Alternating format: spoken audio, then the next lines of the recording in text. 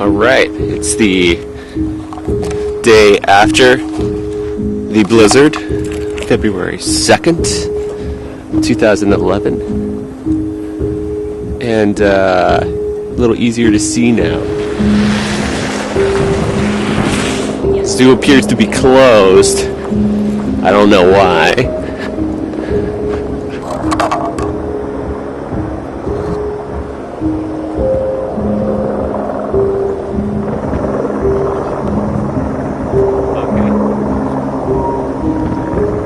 Alright, walking through Lincoln Park right about now, heading towards the lake. Lakeshore Drive, last I heard, had been closed and cars were stranded there. Might also be cool to see. Alright, there's a news crew set up ahead, and there's, tons of cars and buses just stopped on the Lakeshore Trail.